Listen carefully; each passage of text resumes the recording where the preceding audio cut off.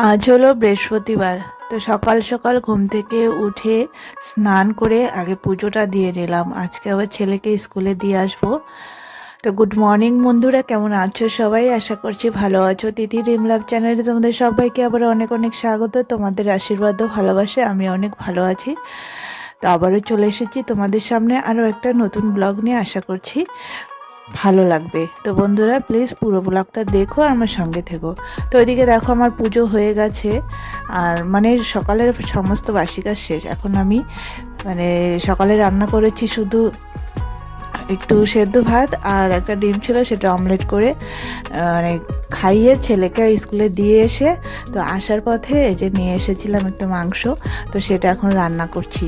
তো রান্না করে রেখে তারপরে আবার যাব ছেলেকে আনতে।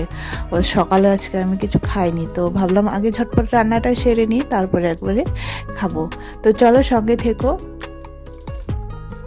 তো এদিকে দেখো রান্না করছি হচ্ছে গাজর আলু ভাজা করেছি আর বেগুন ভাজা করেছি, আর এখন মাংসটা করব। তো আশা করছি বন্ধুরা আমার ব্লগগুলো তোমাদের ভালো লাগছে। তো যদি ভালো লাগে প্লিজ একটা লাইক করে দিও, কমেন্ট করে জানিও। আর হ্যাঁ, আমার সঙ্গে বন্ধুত্ব করতে গেলে কী করতে হবে সেটা তো তোমরা সকলে জানো, আমার চ্যানেলটা সাবস্ক্রাইব করে রেখো। তো ওদিকে দেখো রান্নাটা প্রায় হয়ে গেছে। তো আবার রান্না সেরে তারপরে যাব ছেলেকে আনতে।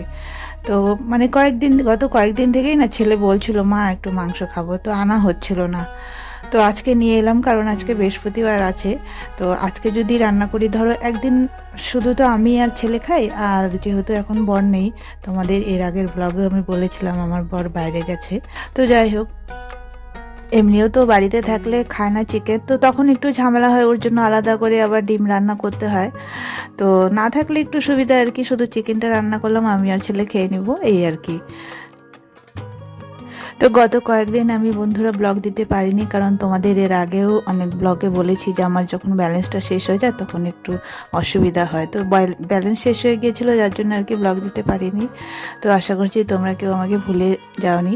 তো চলো আজকের ব্লগটা এই পর্যন্ত। সবাই ভালো থেকো, সুস্থ থেকো, টাটা।